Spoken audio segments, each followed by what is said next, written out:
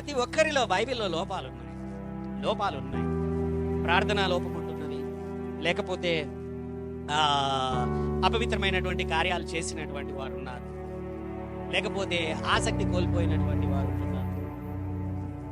ఏలియా యొక్క శిష్యుడు ఎలీషా, ఆయనకున్న కోపము ఎటువంటిదంటే ఆయనకు బట్టనెత్తి అనుకుంటాను. బైబిల్లో పిల్లలందరూ చోట ఆడుకుంటూ ఉన్నారు చాలా మంది. ఆ బట్టనెత్తిని, ఆ బోడినెత్తిని చూసి బోడివాడా బోడివాడా బోడివాడా అనగానే ఆయన కోపం వచ్చింది. చిన్నపిల్లలు వయసు మీద ఉన్నటువంటి గేలి చేశారు, ఆయన పెద్ద ఆయన. అయితే ఆ కోపం తట్టుకోలేక వెంటనే దేవుని నామాన్ని బట్టే శపించగా, ఆయనకున్నటువంటి పవర్ వల్ల, దేవుడిచ్చినటువంటి ఆ శక్తి వల్ల వెంటనే అడవిలో నుంచి 2 ఎలుగుబంట్లు బయటికి వచ్చి 42 మందిని, రెండవ రాజులు 2:23, రెండవ రాజులు 2:23, అక్కడి నుండి అతడు బేతేలునకు ఎక్కి వెళ్ళెను.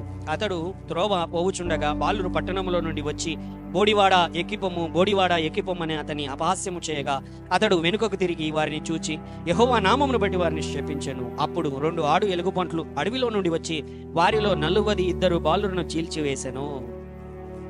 42 మందిని ఆ ఎలుగుబంట్లు చంపివేశారు.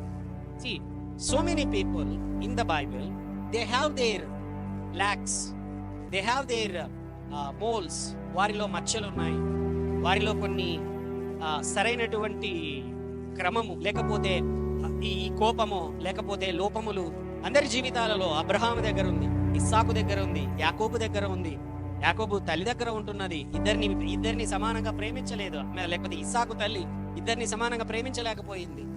లేకపోతే మోషే దగ్గర, యెహోషువ దగ్గర, మోషే దగ్గర అయితే ఒకసారి ఏమో సాత్వికుడు అని దేవుడు అంటే, ఈయన ఏమో కోపం. అవునా కదా, బైబిల్ అదే కదా ఉండేది. ఈయన తీసుకొని రపాన్ని పగల కొట్టేస్తాడు. యెహోషువ ఏమో తొందరపడి పాటించేటువంటి వాడు. అవునా, బైబిల్లో సౌలు దేవుడు ఎంతగానో దీవిస్తున్నప్పటికీ కూడా తప్పుడు మార్గంలో వెళ్ళిపోయి సమస్తాన్ని కోల్పోయే పరిస్థితికి వచ్చాడు.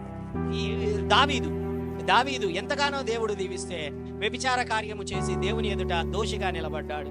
దేవుడు ఆఖరికి అంటున్నాడు, అడిగితే ఇంకా కొంతమందిని కూడా ఇచ్చింది కదా. ఆ దినాలలో ఆ వాక్య పాత నిబంధనను బట్టి, ఆ క్రమాన్ని బట్టి, నువ్వు అడిగితే ఇంకొంతమంది భార్యలను నీకు ఇవ్వనా అని.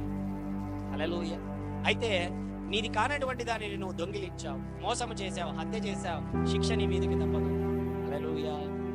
అయితే ఎక్కడైనా సరే ఆ బెత్షెబాతో వ్యభిచారం తర్వాత మళ్ళీ ఇతడు దేవుని దగ్గరికి వెళ్ళి పాపక్షమాపణ పొంది పశ్చాత్తాపడినటువంటి తర్వాత దావీదును గురించి దేవుడు అంటున్నటువంటి మాట, ఆ అపవిత్రమైన కార్యము చేసిన కొన్ని సంవత్సరాల తర్వాత దేవుడు అంటున్నటువంటి మాట, అతడు పశ్చాత్తాపడిన తర్వాత దేవుడు అంటున్నటువంటి మాట, దావీదు నా హృదయానుసారుడా. హల్లెలూయా. They have their moles, they have their lacks. వారి జీవితాలలో ఉంటున్నాయి, మన జీవితాలలో ఉంటున్నాయి. అయితే దేవునిని హత్తుకొని నేను బ్రతకాలి, దేవునితో నేను ఉండాలి, దేవుని వాక్యముతో నేను కలిసి ఉండాలి అనే ఆసక్తిని మాత్రం వారు విడిచిపెట్టలేదు. హల్లెలూయా. దేవుని సన్నిధిని నేను వెదకాలి అనేటువంటి ఆసక్తిని మాత్రం వాళ్ళు ఎప్పుడు కూడా విడిచిపెట్టలేదు. హల్లెలూయా. దేవుని యొక్క బిడ్డలుగా మనకు ఆసక్తి ఉండాలి. రెండవది ఏంటంటే క్రమం. క్రమం.